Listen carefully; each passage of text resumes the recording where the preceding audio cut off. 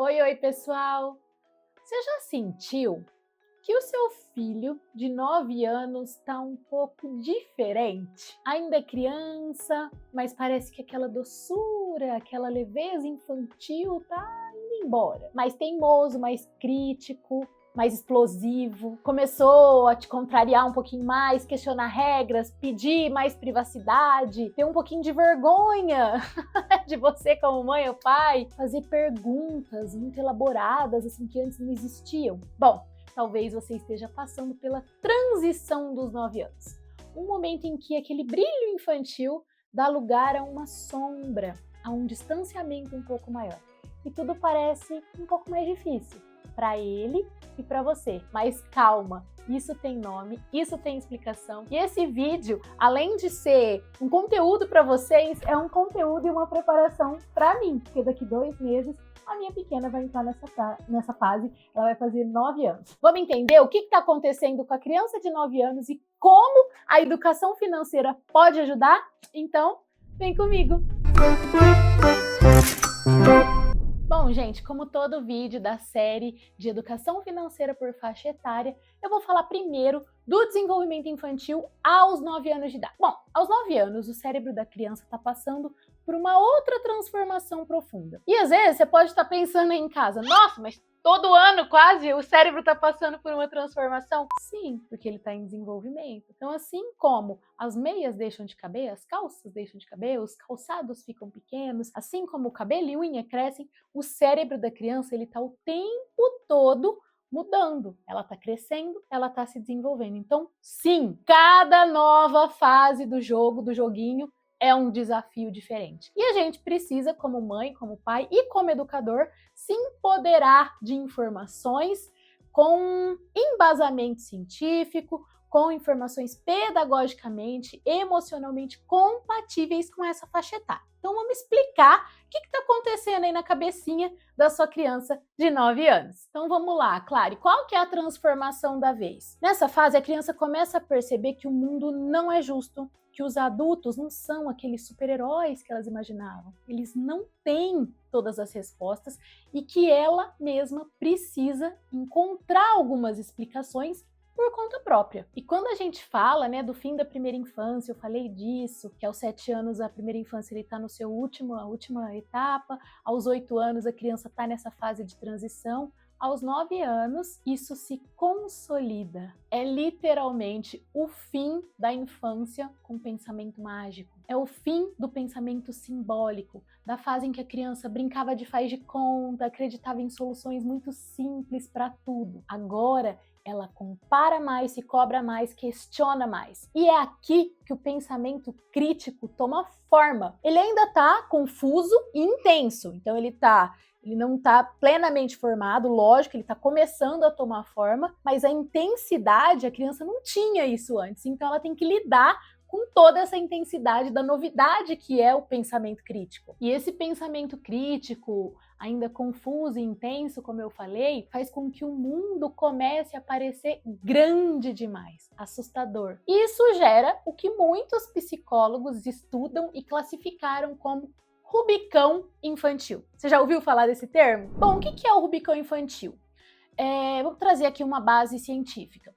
O Rubicão, ele é uma crise de desenvolvimento estudada por autores como François Dolto, que descreve esse momento como uma morte simbólica da primeira infância.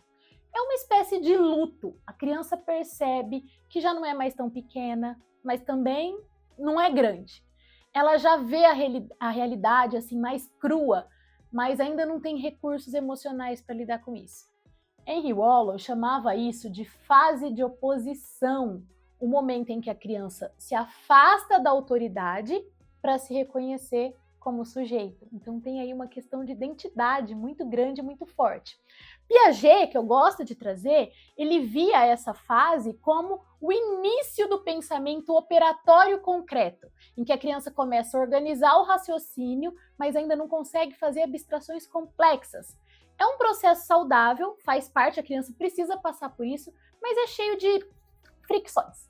E aí vem o ponto-chave. Muita gente confunde os 9 anos com birra, desafio, desafio, rebeldia precoce. Aí meu filho já tá adolescente com 9 anos.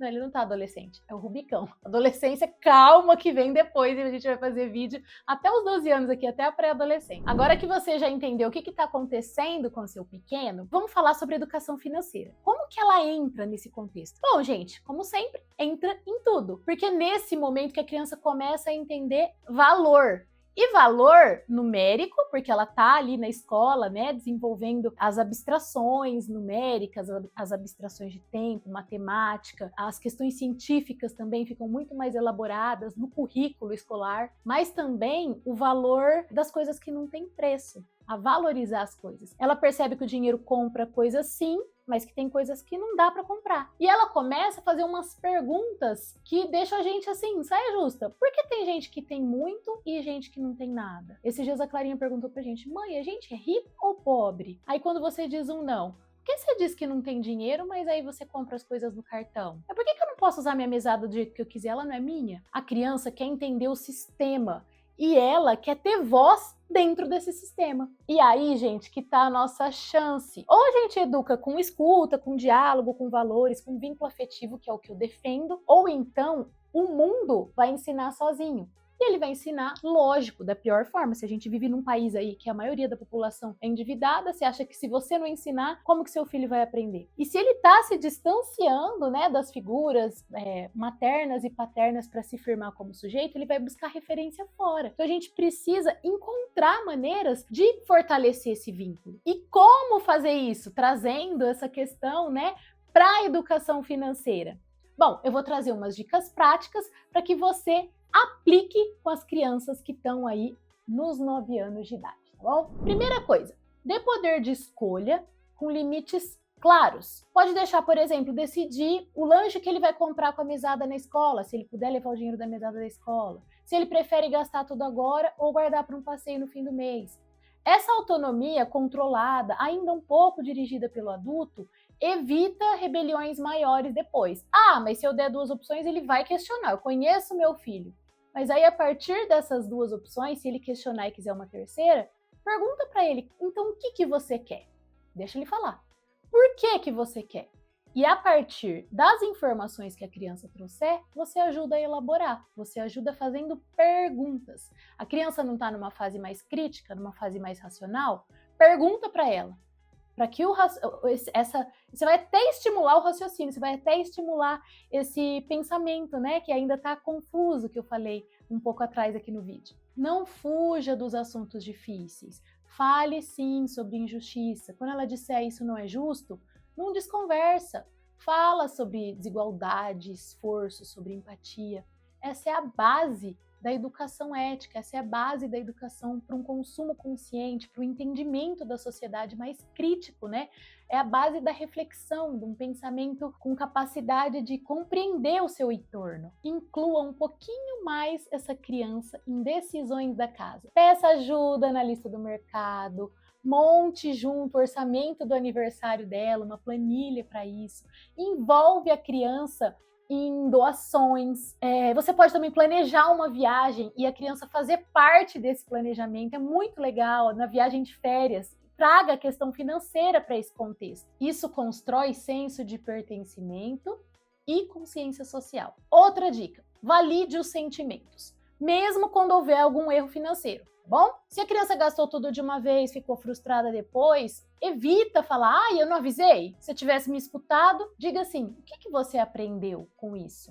O que a gente pode fazer diferente? São soluções e diálogos propositivos para que a criança consiga olhar para as próprias ações e aprender com elas. Gente, erros, quando são bem acompanhados, às vezes ensinam mais do que um acerto que não foi falado a respeito, que foi solitário, que a criança viveu sozinha, ela nem entendeu como se fosse um acerto. Então, não tenha medo dos erros, trabalhe com eles, fale sobre eles, ajude a criança, converse, esteja presente nesses momentos. E agora, você pode usar uma linguagem mais sofisticada. Em vez de falar, não temos dinheiro, e eu falo lá para falar com a criança pequena, isso não foi combinado, lembra que a gente não combinou? Você pode dizer claramente, este gasto, essa despesa, não está no nosso planejamento.